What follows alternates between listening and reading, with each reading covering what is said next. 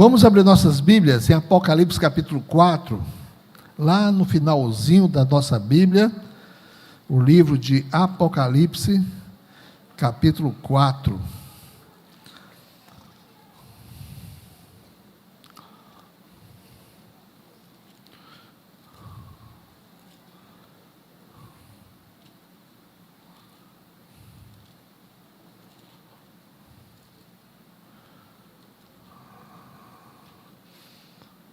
Muito bem, pode ficar em pé.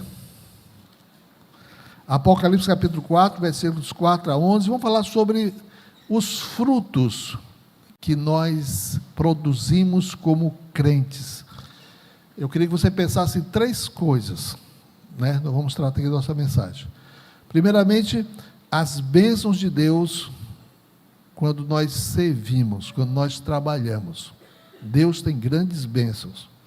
Segunda coisa, e que faz parte da nossa natureza, produzir frutos. É um princípio que Deus deixou, faz parte da natureza do crente. E a terceira coisa é que é muito triste uma vida sem frutos. Ok? Vamos pensar nessas três coisas. Bênçãos de Deus sobre uma vida frutífera. Deus abençoa. Segunda coisa, que faz parte da nossa própria natureza, da nossa conversão, do nosso novo ser, nosso novo homem. E a terceira coisa, como é triste uma vida sem frutos. Apocalipse capítulo 4, versículos 4 a 11, nós estamos aqui em uma cena lá no céu, após o arrebatamento da igreja.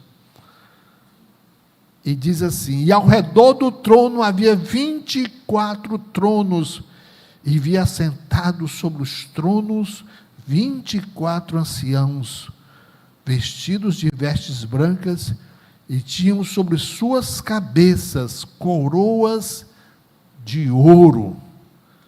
E do trono saíam relâmpagos e trovões e vozes, e diante do trono ardiam 7 lâmpadas de fogo, as quais são os 7 Espíritos de Deus. E havia diante do trono, como que um mar de vidro semelhante ao cristal, e no meio do trono e ao redor do trono 4 animais cheios de olhos por diante e por trás e por detrás. E o primeiro animal era semelhante a um leão, e o segundo animal semelhante a um bezerro, e tinha o terceiro animal o rosto como de homem, e o quarto animal era semelhante a uma águia voando. E os 4 animais tinham cada um de per si 6 asas, e ao redor e por dentro estavam cheios de olhos, e não descansavam nem de dia nem de noite, dizendo: Santo, Santo, Santo é o Senhor Deus, o Todo-Poderoso, que era e que é e que há de vir. E quando os animais davam glória e honra e ações de graças ao que estava sentado sobre o trono e ao que vive para todo sempre, os 24 anciãos prostravam-se diante do que estava sentado sobre o trono e adoravam o que vive para todo sempre. E eles lançavam as suas coroas diante do trono, dizendo: digno és, Senhor, de receber a glória e a honra, o poder, porque tu criaste todas as coisas, e por tua vontade são e foram criadas. Amém? Pai querido, te agradecemos por essa visão que o Senhor nos dá do céu, essa visão lá desses 24 anciãos adorando o Senhor, coroados com coroas de glória, coroas de ouro. E quando estão diante do Senhor, depois de terem recebido essas coroas, eles depositam aos pés de Jesus. Pedimos a bênção do Senhor, para que nós possamos imaginar essa cena, e ver cada um de nós ali, naquele momento. Que isso possa reproduzir em nossas vidas uma fé, uma confiança nos valores eternos. Em nome de Jesus oramos, amém. Pode sentar, amados. A melhor interpretação desses 24 anciãos que estão com coroas de ouro representam a igreja do Senhor Jesus Cristo. Somos nós. A gente não tem tempo aqui, não vai ser o nosso assunto de provar isso, mas é a lógica do livro de Apocalipse. Nós somos arrebatados e depois do arrebatamento nós passamos então pelo tribunal de Cristo, onde somos galardoados, recebemos galardões, as coroas. Então esses seres aí que estão lá no céu, já glorificados, já tendo passado por esse tribunal de Cristo e que estão agora galardoados com essas coroas de ouro, eles reconhecem que tudo pertence a Deus e foi Deus que realizou através deles, e eles colocam, nós colocaremos as nossas coroas aos pés de Jesus. Então, coroas. Vamos pegar aqui o nosso texto e vamos abordar da seguinte forma. Vamos fazer uma pequena introdução. A palavra de Deus revela que depois de que o crente for arrebatado, ele será trazido à presença de Cristo, o qual estará sentado no seu trono, no seu tribunal. Quem ensina isso é Romanos 14:10, diz que importa, é necessário que todos nós compareçamos perante o tribunal de Cristo, para recebermos conforme as nossas obras. Então, Romanos 14:10 deixa bem claro, todos nós vamos comparecer perante esse bema, esse tribunal de Cristo, conhecido como bema no grego, para ser examinado e recompensado de acordo com as suas obras. Este não é um tribunal de juízo, mas é semelhante à junta examinadora nos Jogos Olímpicos gregos, que examinavam as regras, se as regras foram cumpridas, ao qual o vencedor vinha para receber o seu prêmio. Então, meu irmão e minha irmã, você vai ter esse compromisso e não vai poder fugir desse compromisso. E após o arrebatamento da igreja, cada um de nós vai se apresentar perante o Senhor para serem examinadas as nossas obras, examinada a nossa vida, e nós recebermos as recompensas, os galardões pelo nosso trabalho. 2, aí falamos, eu estou aqui tentando seguir, os galardões que serão dados no tribunal de Cristo são chamados de coroas, e é impressionante isso, chamar esses galardões de coroas. A significância do termo reside no fato de que coroas são símbolos de realeza, e é claro, porque a Bíblia diz que os crentes, os santos, vão reinar com Cristo, seremos co-herdeiros desse reinado de Cristo. Não sabeis vós, não sabeis vós que os santos hão de julgar o mundo? Ora, se o mundo deve ser julgado por vós, sois porventuras indignos de julgar as coisas mínimas? Os santos hão de julgar o mundo. Nossa posição é de realeza.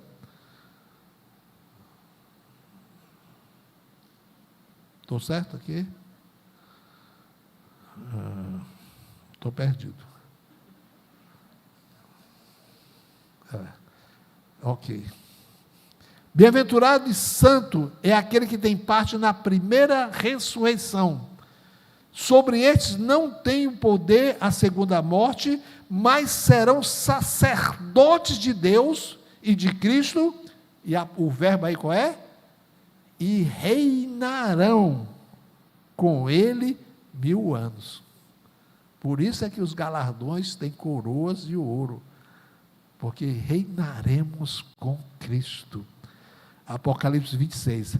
As posições de honra para os crentes no reino vindouro serão determinadas pela fidelidade, pela consagração e comunhão com Ele e devoção ao seu serviço, que demonstram a sua vida aqui na terra.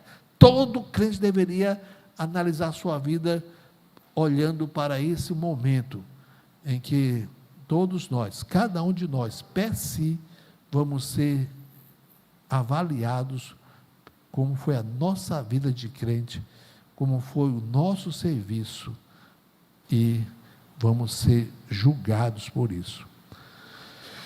Interessante é que o Novo Testamento descreve 5 coroas, recompensas e honras para o crente conforme o seu servir a Cristo. Eu vou citar aqui as 5 coroas e eu vou deixar o estudo das coroas para o outro momento.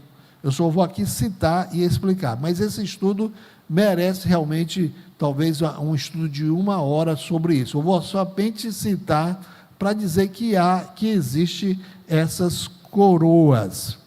Primeira coroa é a coroa da vida.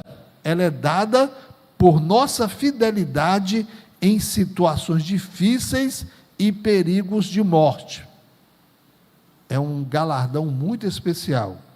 Essa coroa é mencionada 2 vezes nas Escrituras e ela é chamada frequentemente coroa de Marte. Certo? Ela é chamada de coroa de Marte porque ela tem esse sentido, que será dada pela fidelidade até a morte. Diz aí o versículo, nossa primeira referência: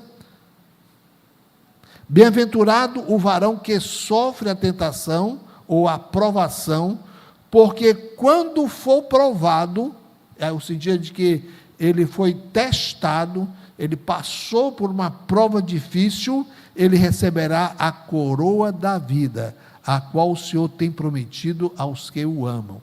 Então, é uma coroa muito especial para momentos difíceis, talvez com risco de vida, em que nós não negamos ao Senhor. Também nós temos um outro texto: nada temas das coisas que hás de padecer. Olha, novamente, padecer. Eis que o diabo lançará alguns de vós na prisão, para que sejais tentados, e tereis uma tribulação de 10 dias, ser fiel até a morte, e dar-te-ei a coroa da vida. Essa é a primeira chamada acerca da coroa da vida. A segunda é a coroa incorruptível. Ela é dada pelo zelo e esforço de servir ao Senhor. Interessante que a palavra zelo e esforço, na língua grega, não tem o mesmo sentido do nossa palavra zelo e esforço. Ou tem, ou porque no inglês ou no português foi perdendo o potencial dessa palavra. Porque a palavra zelo na Bíblia é um zelo em que se chega à exaustão. E o esforço é aquele trabalho que você chega até a desmaiar de cansaço. Então, interessante esse fato.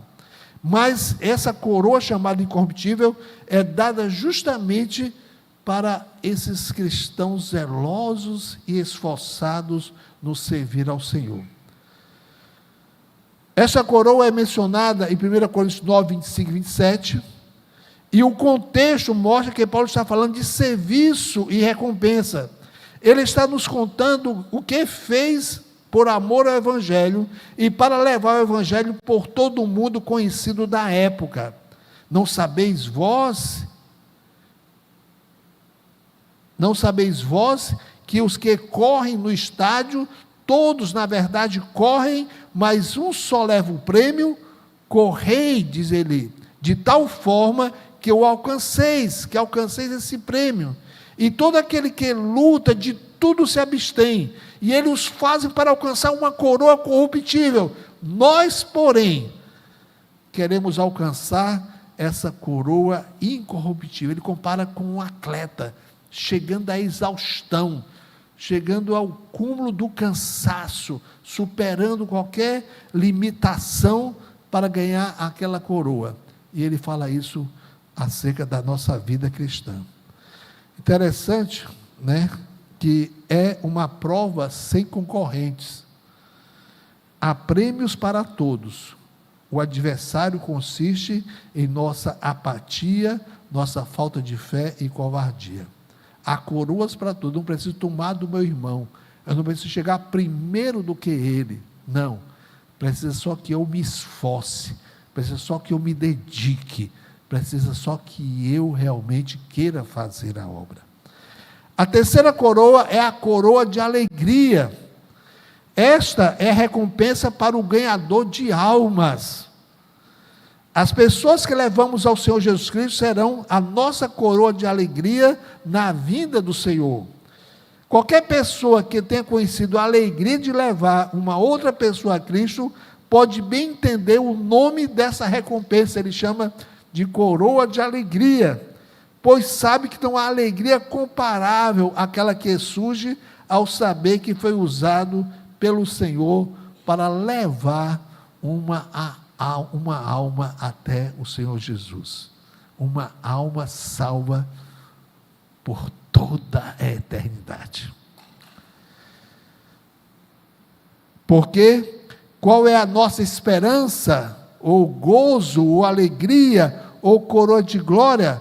Porventura não sois vós também diante de nosso Senhor, diante de nosso Senhor Jesus Cristo, em sua vinda? Paulo disse em 1 Tessalonicenses 2:19. Portanto, meus amados e muito queridos irmãos, minha alegria e coroa. Paulo foi a Filipos e pregou, e aquelas pessoas se converteram na cidade de Filipos. Ele disse: eles são a minha coroa, a coroa de alegria, minha alegria e coroa. Estais assim firmes no Senhor, amados. Filipenses 4:1. Que incentivo este para o ganhador de almas, que alegria será ver uma grande multidão de almas andando pelas ruas de glória, né? Conduzidas ao conhecimento da salvação, como resultado dos nossos esforços por ele. Porém, receio que muitos cristãos irão perder esta recompensa, pois muitos poucos estão ocupados em ganhar almas. A quarta coroa é a coroa de glória. Estamos aqui resumindo. Esta é a recompensa de Cristo para quem alimenta o rebanho. A recompensa do sumo pastor para todos os fiéis subordinados, né? Ele é o supremo pastor, e aquele que exerce a sua liderança é subordinado a ele, e está fazendo um serviço para ele, e tem essa coroa de glória. Aos presbíteros que estão entre vós, admoesto eu que sou também presbítero, Pedro diz, com eles, e testemunho das aflições de Cristo, e participantes da glória que há de se revelar, apacentai o rebanho de Deus, que está entre vós, tendo cuidado dele, não por força, mas por voluntariedade, mas voluntariamente, nem por torpe ganância, mas de ânimo pronto, nem como tendo domínio sobre a herança, mas servindo de exemplo ao rebanho. E quando aparecer o sumo pastor, alcançareis a incorruptível coroa de glória. Como é bom pensar nisso, né? Deus não é injusto para esquecer ou para não premiar, não reconhecer todo o trabalho que os seus servos, que o seu povo fez em prol do reino de Deus.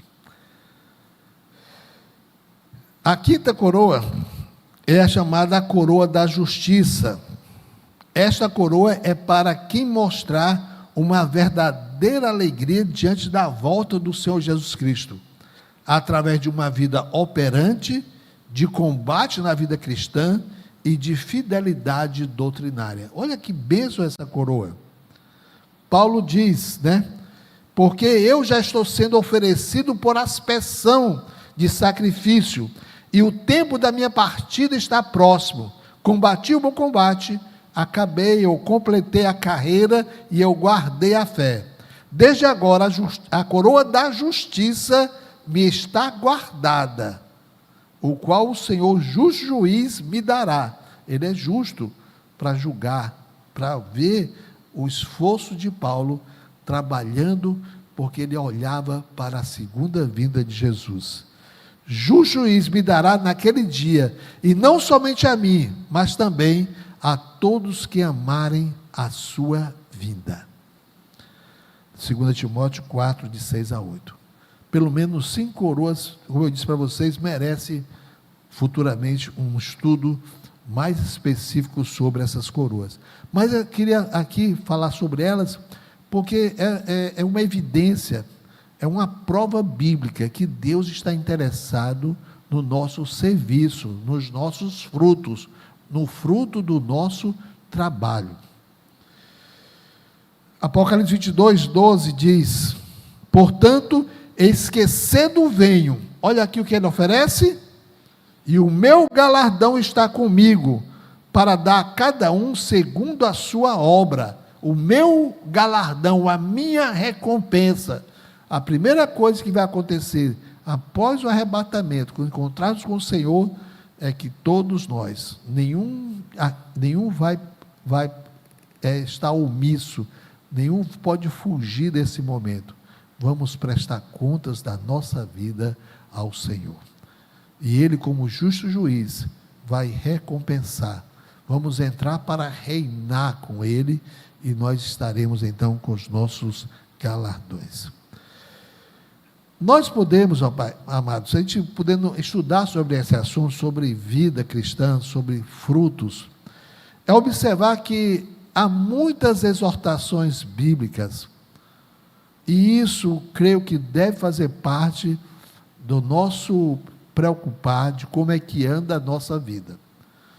Podemos dizer com certeza que há várias passagens que mostram o interesse e até a decepção do Senhor para com os crentes que são improdutivos, que são infrutíferos.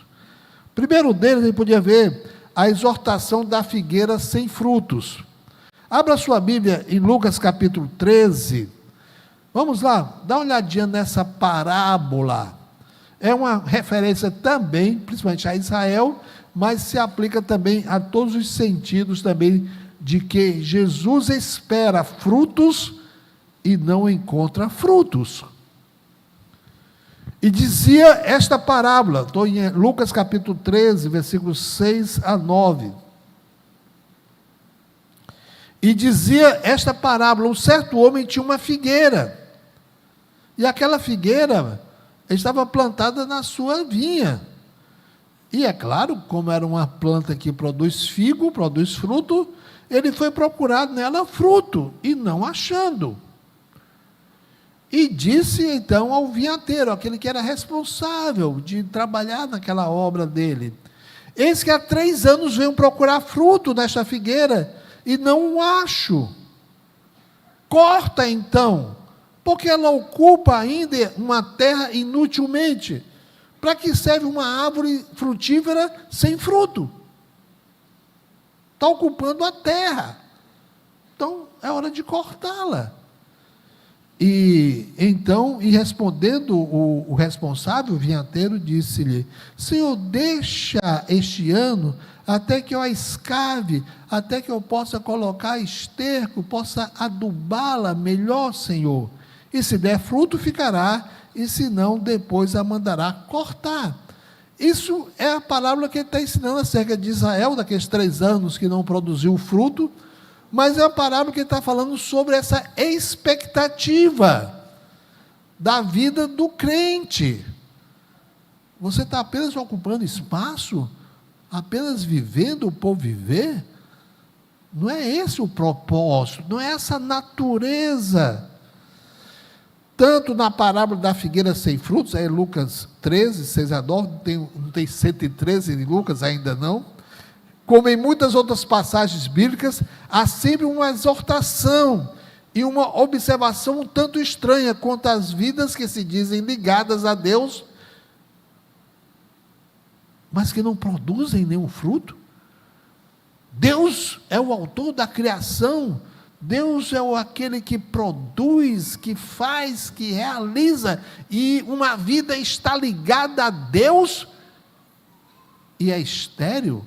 É uma observação um tanto estranha acerca disso, né? Eu me lembrei muito disso, né, quando eu estive lá com o Átila, né, com a família dele, lá no Beach Park, e a gente olha esse oásis de coqueirais, né? Aí é coqueiro, não é daquela música lá de Jerusalém, ali são as tamareiras, mas aqui é os coqueiros. Lembrei-me disso, né, ao contemplar o vasto oásis com seus coqueirais na praia do Beach Park, que é, sem dúvida, o maior parque aquático da América do Sul, quem sabe até do mundo, em termos de frequência, porque é o ano todo, né? E fiquei sabendo que a maioria dos altos coqueiros foi transplantada já grandes, e que coqueiros transplantados já grandes não produzem coco, eles são estéreis. Lá não tem nem a preocupação de tirar os cocos para não cair na cabeça das pessoas, porque a maioria daqueles coqueiros são completamente estéreis, são infrutíferos, estão lá apenas para fazer a paisagem, apenas por causa da sombra, mas não produzem fruto, são completamente improdutivos, belos, enfeitam a paisagem, né? Dão uma aparência de vida, mas não conseguem reproduzir. A vontade, falamos aqui, a vontade e o plano de Deus são para que os seus filhos sejam frutíferos. Abra, você está com o Novo Testamento aberto, vá para João capítulo 15, versículo 8, novamente, aquelas exortações, aquelas palavras, para marcar que isso é do interesse de Deus, que nós saibamos disto. Jesus disse: nisto é glorificado o meu Pai, que deis muito fruto, e assim sereis meus discípulos. Muito interessante. O Pai é glorificado quando nós produzimos frutos. Isso caracteriza que nós somos discípulos de Jesus. Faz parte da nossa natureza espiritual. Ligados à vida, produzimos vida. Ligados a Deus, vamos produzir frutos que possam glorificar a Deus. Interessante, as expressões produzir frutos e ser discípulo, estão juntas aí, João 15, 8. Nisto é glorificado meu Pai, que deis muito fruto, e assim sereis meus discípulos. As expressões produzir frutos e ser discípulos são apresentados por Jesus como caminhos que não se apartam. Discípulo produz fruto. O produzir fruto é a característica do discípulo. Estão intimamente interligadas. Mostra-se o ser discípulos pelos frutos, mas os frutos só são possíveis naquele que é discípulo, naquele que permanece em Jesus. Por isso, nota-se que o convite de Jesus se torna ainda mais claro. Dos ramos ligados com a videira se espera a produção de muitos frutos. Ele é a videira, o Pai é o agricultor, nós somos os ramos que estamos ligados àquela videira. Se somos os ramos ligados à videira, a videira está viva, o que se espera dos ramos? Que haja frutos. Não se espera que os ramos sejam secos, que os ramos sejam infrutíferos. Estão ligados à videira, e quem cuida da videira? O próprio Pai, que é o agricultor. Então podemos dizer que o Pai é esse viticultor que poda os ramos e os purifica para que eles possam dar frutos. João 15, de 1 a 2. E esse gerar frutos glorifica ao agricultor, ao viticultor. Isso é tão natural na Bíblia. Parece que nós estamos falando uma coisa que é o ABC da nossa nova natureza. Por que Deus disciplina? Por que Deus nos instrui? Por que Deus nos aduba? Por que Deus nos traz para cá, para a igreja? Por que que Deus mexe em nossa vida? Por que Deus confronta a nossa consciência? Por que que Deus estimula-nos para que nós possamos servi-lo e produzir frutos? Porque isso é natural do discípulo. Somos os ramos ligados à videira, que é Jesus, e o Pai é quem cuida. Então é natural a produção de frutos. Quanto mais o ramo é cuidado, quanto mais o ramo está ligado, está recebendo a seiva da árvore, mais ele vai produzir frutos, é claro. Eu estava lendo essa semana a história de Michael Phelps. Eu sempre gostava daquele cara, não sei porquê. Michael Phelps foi o maior medalhista olímpico da história, né? Tem uma foto dele com todas as medalhas olímpicas que ele recebeu, né? Um pescoço cheio, um braço cheio de medalhas olímpicas. Eu gostei dele. A história dele é muito interessante, de superação, né? Já contei algumas vezes, até na mocidade, sobre Michael Phelps, né?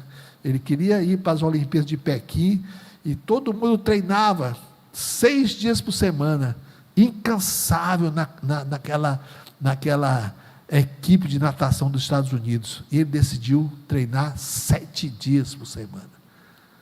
Ele disse que o corpo dele doía de cansaço, mas todo aquele esforço valeu a pena. Ele se autodisciplinou, né? É o maior medalhista olímpico de toda a história, né? E alguns anos atrás ele se converteu. Eu amei, né? Ele entregou sua vida a Jesus, ele confessou Jesus como seu Salvador e está servindo ao Senhor. Agora, interessante, né? A gente conhece agora a história do Michael Phelps, convertido, mas vamos olhar um pouquinho antes. Ele tinha uma vida que tinha sido muito decepcionado com a falta de resultados, tinha pensado antes em suicídio, e a vida dele é marcada por essa vontade de vencer, e vence, mas faltava uma coisa na vida dele, faltava uma razão de vida maior. Medalhas olímpicas, né? São apenas reconhecimentos humanos, mas faltava coisa encher na vida dele. Passava a vida toda nas águas e lhe faltava a água da vida. E foi um homem chamado Ray Lewis, um ex-jogador de futebol americano, também um atleta vitorioso, crente, que pregou para o Michael Phelps. Para ele chegar a Cristo, alguém se aproximou dele, alguém fez amizade com ele, e alguém pregou para ele, deu um livro para ele, ele leu aquele livro, e ele se converteu. É um fruto do trabalho, é uma consequência natural. Amados, nós quando lemos o livro de Atos, nós percebemos isso, ficamos maravilhados, como a vida dos discípulos de Jesus eram frutíferas. O que é que está acontecendo? Somos discípulos de segunda categoria agora? Por exemplo, Barnabé, vendo a necessidade dos irmãos, produziu o fruto da misericórdia ao doar tudo aquilo que tinha. Atos capítulo 4, versos 36 a 37. A Bíblia diz que ele produziu, ele viu, né, chamado até, né, José, né, da misericórdia, por causa desse fruto produzido na vida dele. Pedro e João e os demais apóstolos, e até Estevão, pregaram com ousadia, suportaram prisões, receberam açoites, enfrentaram perseguições, como fruto de uma fé genuína. Eles tinham o mesmo Espírito que nós temos, o mesmo Espírito Santo, o mesmo Jesus. Olha que interessante, Atos capítulo 5, versículo 7, o livro que registra a vida dos primeiros crentes, de como Deus quer que seja, é uma vida de trabalho, é uma vida de esforço, é uma vida de dependência e uma vida de frutos. É isso que a Bíblia mostra. Paulo por onde passava, ia deixando conversões entre judeus e gentios. Abra sua Bíblia em Atos capítulo 17, Paulo vai chegar numa cidade que é o berço da filosofia, onde tinha todos os tipos de filósofos, e não eram judeus. Era uma cultura totalmente diferente do judaísmo. Havia escola filosófica para tudo que era tipo lá na Grécia, e Paulo chega na capital da Grécia, do berço da filosofia, e o que é que ele faz lá? Prega o Evangelho. Veja aí no versículo, Atos capítulo 17, versículo 16. Enquanto Paulo esperava em Atenas, o seu espírito se comovia em si mesmo, vendo a cidade tão entregue à idolatria. Paulo chega em Atenas, olha como coisa linda aquela cidade, o berço da filosofia, olha o Areópago, olha aquele ginásio, olha aquele teatro, olha lá o templo, lá tudo aquilo ali. Ele não admirou nada Paulo. O que admirou a ele foi a idolatria, a perdição daquelas pessoas. No verso 19, nós encontramos, Paulo começou a pregar e levaram ele para o centro da filosofia, o Areópago, e tomando-o levaram ao Areópago, dizendo: poderemos nós saber que nova doutrina é essa que falas? Paulo disse: é tudo isso que eu queria ouvir, pode falar. E a Bíblia diz que ele prega em Atenas. A gente fala tanto em cultura, a pessoa não pode compreender a cultura do outro. Olha aqui, cultura, que nada. A cultura é essa, é a cultura bíblica. O homem é perdido, o homem é pecador, o homem sem Cristo está perdido, vai morrer, vai para o inferno, e só tem uma solução: aquele que morreu na cruz, que ressuscitou dentre os mortos, que está no céu, e que o poder do seu sangue ainda purifica, e ainda perdoa os pecados, e ainda dá a vida eterna. Índio entende, e filósofo entende, o pigmeu entende, o esquimó entende isso. E ser fiel a essa pregação do Evangelho produz fruto. Verso 34, aí do nosso capítulo 17 de Atos, o que aconteceu? Todavia, chegando alguns homens a ele, creram. Amém. Pregação se requer que as pessoas creiam, Deus age. Creram, entre os quais foi Dionísio, o chefe, o responsável pelo centro, pelo local de pregação de filosofia, Dionísio o Areopagita, e uma mulher por nome Dâmaris, e com eles outros. É natural, faz parte da nossa natureza. Paulo vai então para Corinto, a cidade da podridão, prega, pessoa se converte. Vai para Filipos, prega, pessoa se converte.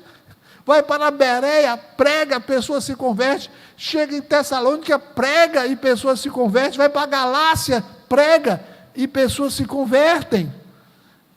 Esse é o natural. Como nós fomos perdendo, como nós fomos sumindo dos conceitos.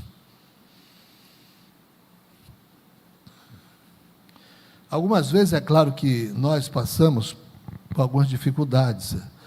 Às vezes trabalhamos muito e vemos poucos frutos, mas não importa. O galardão é pelo nosso trabalho, e Deus é que vai fazer os frutos acontecerem. É verdade a história de um pastor, lá no Texas, zeloso, muito evangelista, e via poucos frutos do seu trabalho evangelístico. E um dia ele estava compartilhando isso com outro pastor, que a vida dele toda, 20, 30 anos, pregando o evangelho, evangelizando pessoas, e pouquíssimos frutos. Ele estava, de certa forma, inconformado com aquilo, e ele disse, o outro pastor que estava conversando com ele, disse: mas não teve assim uma conversão que você pode me contar? Ele disse: sim. Uma vez eu estava pregando no interior do Texas lá, e um jovem magrelo, compridão, meio desengonçado, se converteu. Aí ele disse: quem era ele? Não sei. Talvez não tenha dado muito fruto, não, porque era um jovem, um magrelão, meio desengonçado, né? Aí disse: rapaz, eu ouvi uma história assim. Pois tem um grande pregador que se converteu no interior do Texas. Ele hoje ainda procura o pastor que pregou para ele. Isso fazia mais de 20 anos. É mesmo, é. Sabe o nome desse magrelo desengonçado? Billy Graham. O pastor pregou para ele, quando ele era jovem, se converteu, se tornou o maior pregador do mundo depois de Paulo, pregou no mundo inteiro, conversões aí de milhares de conversões, e ele queria saber, lembrar daquele pastor que tinha pregado para ele, e a coincidência é que tinha sido aquele pastor que estava lamentando. Pois você, né, dá para a gente ver? Você foi produziu um dos maiores frutos. Deus abençoou o seu esforço. Billy Graham, ele disse: loucura é não ter tempo para Deus aqui na terra e querer passar a eternidade com Ele no céu. Isso é loucura. Você não quer dizer que não tem tempo para falar com Deus, para buscar a Deus, e vai dizer que vai querer passar a eternidade com Ele? Cuidado com as nossas incoerências, né, com isso. Outro homem de Deus disse uma coisa interessante, Charles Spurgeon, príncipe dos pregadores: se você não tem nenhum desejo de levar os outros para o céu, cuidado! Talvez você mesmo não esteja indo para lá. É verdade isso, não é não? Você não tem interesse nenhum em levar as pessoas para o céu? É sinal que você não está muito confiante que você vai para lá. Eu fui para Israel algumas vezes, e quando eu me encontro com pessoas, eu sou doido para levar as pessoas para Israel, porque é bom lá, é legal lá. Crente se cresce, quando é descrente pode se converter. E quando eu vou falar com uma pessoa, eu fico na dúvida se eu falo do céu ou do Israel. Eu fico me coçando, né? Nogueira, primeiro é o céu, depois Israel, né? Porque se você vai para um local que você sabe que é bom, você quer levar os outros. Me diga uma coisa, olhando para mim, para você, isso, não estou falando, não é verdade não? Não é natural isso? Você vai para um lugar maravilhoso que você creu, e você não tem nenhum interesse, não bola nenhuma ideia, não lhe constrange nenhum fato de que você não está orando ou tentando de maneira de pregar para as pessoas.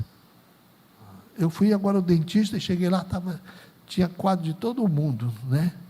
De Paris, tinha quadro da Itália lá, muito bonito o local lá. E eu perguntei para a atendente lá: você sabe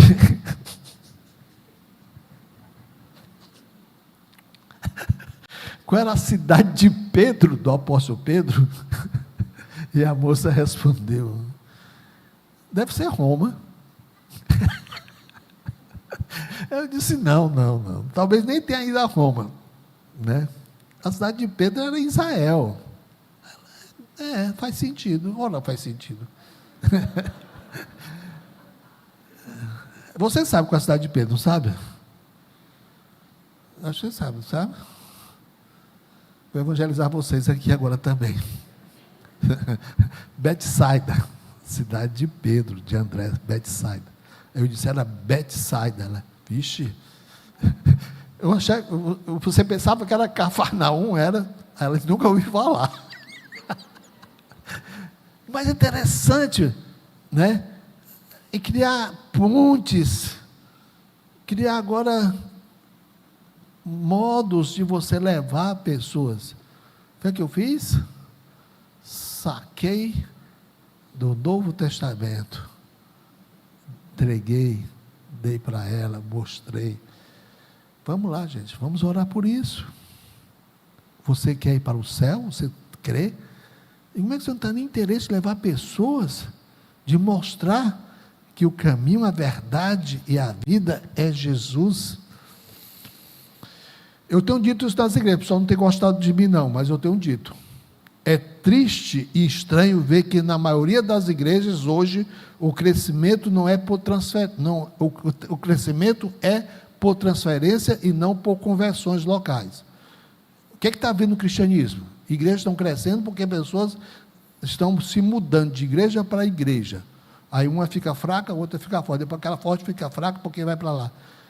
Conversão é que faz realmente a mudança da genealogia, da estrutura da igreja, a conversão. Claro que as pessoas que vêm são bem recebidas, mas esse não é o nosso objetivo. O objetivo é que o cristianismo aumente, que mais pessoas possam ir para o céu. Uma vez eu estava pregando numa igreja, na escola dominical, e eu parei na igreja e perguntei, quantos aqui se converteram aqui? De 100 pessoas, tinham 10. 90% eram transferidas. O que é que está vendo? Está vendo coisa errada, não pode ser. É para ser o contrário, gente. Nós perdemos os frutos, nós perdemos o constrangimento de nossa vida ser infrutífera. Isso não é natural, isso é pecado. Tem esperança? Eu gostei muito da mocidade de ontem. Eu vi um vídeo da mocidade, só a primeira parte da gatice não, por favor. Só a primeira parte. Olha, a mocidade está preocupada com isso. Eu gostei da nossa mocidade.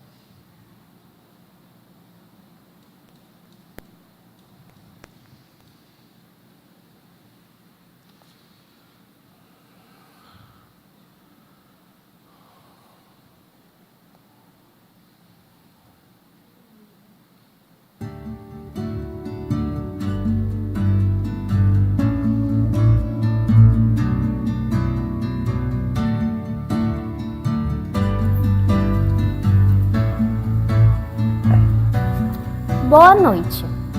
Qual o seu nome? Boa noite, eu me chamo Rogério. Boa noite, meu nome é Lívia. Lorena. Meu nome é Ricardo, conhecido como Ricardo Alves. Certo. Lívia, eu vou fazer umas perguntas para você, tudo bem? Quem evangelizou você?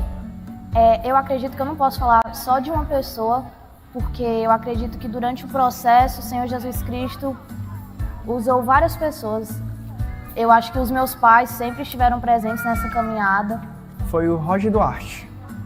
Bom, foi uma missionária lá da minha igreja. A tia Mazela está fazendo meu discipulado para eu poder me batizar. Eu acredito que eles sempre tiveram fé de que eu pudesse ser salva, resgatada, tanto que desde pequenininho eu ia para a igreja com meu pai. Só que por conta de vários acontecimentos eu só não gostei mais, eu deixei de ir. Mas eu lembro que os meus pais, mesmo quando eu não estava indo para a igreja, eles tentavam fazer culto lá em casa. Meu pai ficava tocando guitarra, a minha mãe cantando, aí ele lia a palavra, explicava uma coisa ou outra. Só que eu era tão ruim que eu ficava o tempo todo, tomara que acabe logo para eu mexer no celular. Boa pergunta. Alguns anos atrás, o pastor James. Mas aí, quando eu entrei no ensino médio, eu fui vendo alguns dos meus amigos dando bom testemunho. Um deles foi o Johan, o Rogério, a Marcela, muita Marcela. Gente, ela era tão cheia de Jesus Cristo que eu tinha raiva dela. Onde foi que essa pessoa te evangelizou? No liceu, na minha escola. Os meus pais faziam em casa aquela coisa toda, aquele mini culto. Só que eu acho que a influência mais forte veio da escola, os meus amigos. Lá na Tapera, todo domingo, quando dá tempo, a gente sobe para ficar só nós duas a sós, para poder a gente entender mais. E teve um dia que eu pensei, Marcela fazendo aniversário, vou fazer uma festinha surpresa para Marcela, vou chamar a galera. Marcela cristã só tem amigo cristão, né? E aí eu montei uma armadilha para mim mesma. Era uma casa comemorando mais um ano de vida dela e só tinha cristão, meu pai tocando, cantando, a galera louvando, todo mundo muito emocionado. Ele foi até a minha casa e trouxe a mensagem, né, da salvação para mim. E eu, A gente é muito igual, tirando o fato de que todos eles creem, todos eles têm fé, e eu não. E talvez porque eu esteja escolhendo viver dessa forma, porque a palavra me foi apresentada, o evangelho foi pregado para mim desde que eu era pequena. Então por que que eu ainda fico negando isso de alguma forma? E aí eu lembro que estava todo mundo cantando lá na sala, e eu fui lá pro portão e comecei a chorar. Eu acho que foi quando... Não chore. Foi quando caiu a ficha de que eu estava muito errada e de que eu precisava do Senhor na minha vida. Você pode me dizer quando foi? Foi mais ou menos no ano de 2022. Eu era estudante do primeiro do ensino médio e estava bem aflito com bastante coisas, né? E o Roger Duarte apareceu na minha vida, né? Meu professor de biologia e meu professor também na época de artes marciais. Foi há uns 19 anos atrás, quase 20 anos. Ele teve uma programação na igreja, e eu visitei a igreja. E aí o meu nome ficou registrado aqui nessa programação, entende? Bom, começou com 7 anos. Aí foi 8... Não, pera. Começou com 8 anos. Aí agora 9. Eu me interessei pelo evangelho por conta do seu testemunho. No começo ele não chegava a falar muito diretamente da palavra de Deus para mim, mas só o testemunho dele já valia muito já, porque ele demonstrava realmente ser um homem de Deus, e isso chamava bastante a minha atenção. E com o passar do tempo, a gente foi se aproximando, ele me ajudava muito, já antes de eu me converter já era um pai para mim, me aconselhava, me ajudava. Teve um desafio na igreja e ele foi tocado por Deus para que fosse visitar e me evangelizar lá na minha casa, né? Ou seja, ele saiu da casa dele lá na Sargento Hermínio, na época que ele morava lá, e foi até a minha casa, lá na Barra do Ceará. E passando o tempo ele me convidou para a igreja dele, fui algumas vezes, e no ano de 2022 também eu me converti, foi em julho. Não lembro de específico, mas foi em julho. Aí daí a gente vê a importância, né, do testemunho do crente, né, que pelo brilho que ele tem, pessoas que não conhecem a Deus criam interesse, criam a curiosidade de entender, que essa era a minha maior dúvida na época, que eu me lembro, é sobre a alegria do cristão em momentos difíceis, essa paz que excede todo entendimento, né? Na época eu não entendi o que era isso, né? E eu ficava me perguntando, por quê? Como? Como se eu tô feliz?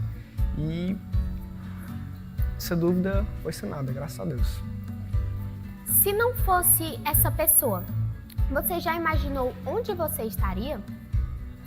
Eu não consigo compreender onde eu estaria agora.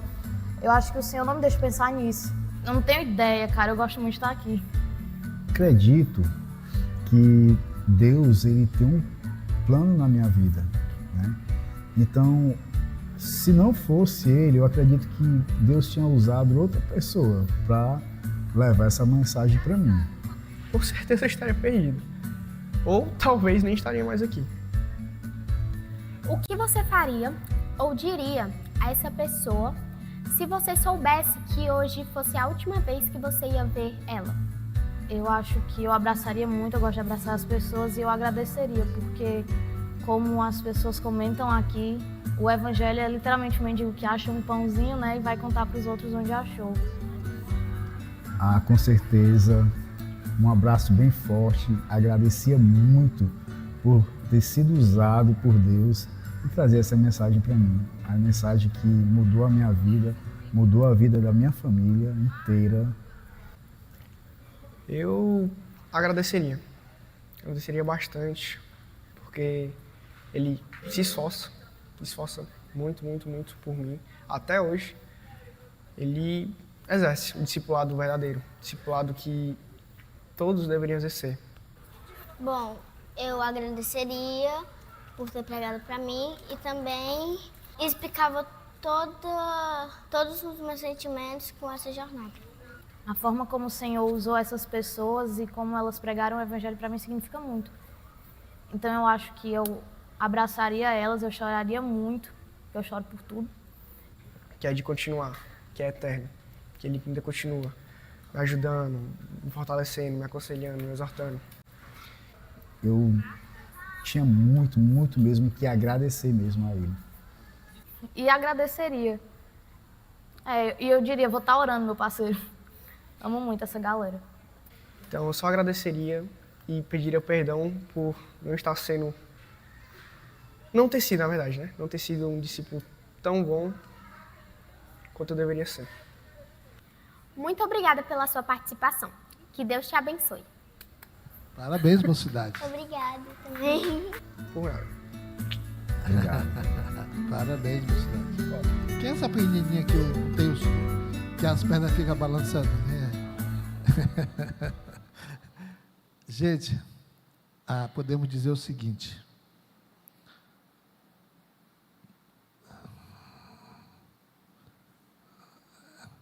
O sobrenatural e bíblico é que o novo convertido não se conforma em continuar vivendo a sua vida medíocre anterior, pois ele deseja algo diferente. Na nossa conversão há uma mudança de propósito, uma mudança de ambientes, uma mudança dos caminhos, mudança de esperança, enfim, ele deseja deixar de ser perdido para ser salvo, renunciando à velha vida para viver agora a vida eterna. E no profundo do seu ser, ele quer que os outros também tenham essa bênção. No profundo do seu ser, ele quer que os outros também tenham essa bênção. Por isso tem o desejo de levar pessoas a uma conversão a Jesus, em cumprimento à vontade do próprio Senhor, quando ele disse: ide por todo o mundo e pregai o evangelho a toda criatura, Marcos 16:15. Na vida do crente, os frutos são inevitáveis de uma vida verdadeira. A Bíblia apresenta sempre que há uma lei da colheita. Isso funciona até no mundo.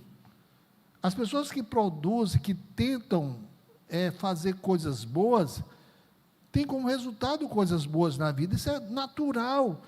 E quanto mais isso na vida espiritual, quanto mais isso é eficiente na nossa vida. Leu uma história também muito interessante. Diz que uma garçonete, uma moça, né, mais ou menos uns 20 anos, mãe solteira, tinha uma filha, né, e tinha sido abandonada pelo rapaz e vivia trabalhando para sustentar a sua filha, e ela trabalhava numa lanchonete. E de repente chega um rapaz, suado, meio assustado, e diz: por favor, me esconda atrás do balcão. E ela, sem compreender bem, e vendo pessoas chegando, eram os paparazzi, né? E ele queria se esconder daquelas pessoas que estavam perseguindo ele, tirando da sua intimidade, e ela não sabia quem era.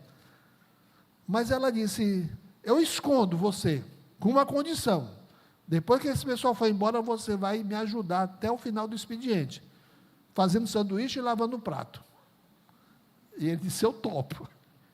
E ela escondeu ele debaixo, lá atrás do balcão, e os paparazzi chegaram, procuraram e depois foram embora. E ele cumpriu a palavra. Depois colocou um avental e passou o resto do dia fazendo sanduíches e lavando os pratos. Só que ele se apaixonou pela moça, pela garçonete, casou-se com ela, e há 20 anos estão casados, já tem 3 filhos, e ele adotou a filhinha dela como sua filha. Sabe quem é ele? Matt Damon. Essa é a história verdadeira. Aí, quando ele era no começo da sua carreira, e hoje em dia, olha, gente, quando nós fazemos as coisas boas, corretas, isso é uma lei natural da Bíblia, a lei de Deus, produz bons resultados. Quanto mais aqueles que se dedicam a pregar essa boa palavra de Deus, da salvação para as pessoas, como é que Deus não vai fazer nós produzirmos frutos? Quanto a nós, discípulos de Jesus, a nossa missão é adorar a Deus e levar a mensagem do Evangelho aos perdidos. Essa é a primeira e mais forte expressão do amor ao próximo. Aquele que não conhece o bom pastor Jesus Cristo, amoroso e poderoso Salvador e Senhor. Nossa missão é essa. Adoramos a Deus, amamos a Deus. E nós queremos que mais pessoas possam conhecer esse Deus, esse bom pastor que cuida de nós. Aquela primeira igreja exortada no livro de Apocalipse, a igreja de Éfeso, Jesus lamenta eles terem perdido o primeiro amor. Eu creio, amados, que não precisa fazer muita cogitação que primeiro amor é esse. Primeiro amor é o primeiro amor de ver pessoas salvas. Foi assim na igreja primitiva. É assim que consta no livro de Atos. É assim que fala o registro da nossa história. Temos perdido esse primeiro amor. Uma pergunta bíblica: quem foi que evangelizou Pedro? João capítulo 1, verso 39, vamos lá. Quem foi que evangelizou Pedro? O grande apóstolo, vai ser agora a figura central do livro de Atos, a figura central no livro do livro de Atos e na história. João capítulo 1, verso 39, diz assim: e ele lhes disse: vinde e vede. Foram e viram onde morava Jesus, e ficaram com ele aquele dia, e já era quase a hora 10ª. Era André, irmão de Simão, Pedro, um dos dois que ouviram aquilo de João e o haviam seguido. E este, no caso André, achou primeiro a seu irmão Simão e disse-lhe: nós achamos o Messias. E levou Pedro a Jesus. O irmão André, quando encontra Jesus, a primeira alegria dele é levar o seu irmão na carne, Pedro, para conhecer também a Jesus. Falei para vocês, os 3 T's, o triste, trágico e terrível. É quando a Bíblia fala que uma vida sem fruto é muito mais que lamentável, é estranho e deve ser visto com muito cuidado. Judas o nosso irmão Judas, o Judas que escreveu a epístola de Judas, ele é muito firme, muito incisivo. Ele diz: são nuvens sem água, levadas pelo vento de uma para outra parte. São como árvores murchas, infrutíferas, 2 vezes mortas, desarraigadas, sem raízes. Nuvens que não produzem água. Nuvens que são apenas aparência de tão leves, são levadas pelo vento. São como árvores que murcharam, infrutíferas, 2 vezes mortas e sem raízes. Nós não somos isso. Podemos até parecer algumas vezes, mas não deve ser isso a nossa vida. Vamos orar? Pai querido, nós queremos te agradecer, ó Pai, porque Tua palavra é poderosa, Tua palavra é verdadeira, Tua palavra realiza aquilo que o Senhor quer realizar. E eu peço, ó Pai, que o Senhor coloque em nosso coração o propósito da nossa mensagem. Primeiramente, falar que há recompensas, há bênçãos. O Senhor está interessado em nossa vida, em nosso zelo, em nosso esforço, em nosso ganhar almas para Cristo, em nós sermos usados pelo Senhor. Vamos ser avaliados, vamos ser julgados, vamos também ter o nosso tempo dos troféus, a sala dos troféus. E que nós sejamos, ó Pai, impactados com essa verdade bíblica, que isso é natural, isso é o que é bíblico. O crente produz vida. Há uma colheita, uma lei da colheita. E, ó Deus, e pedimos também que o Senhor possa incomodar o nosso coração. Judas aí, muito forte no versículo 12, quando ele diz que vidas sem frutos e frutíferas parecem árvores murchas, parecem árvores mortas, parecem árvores sem raízes, desarraigadas. Então coloque em nossa vida, ó Pai, todo esse zelo. Marca a nossa vida com isso. Marca a nossa vida com ímpeto, com coragem, com amor. Pois oramos pedindo a tua bênção. Em nome de Jesus. Amém. Vamos louvar o Senhor.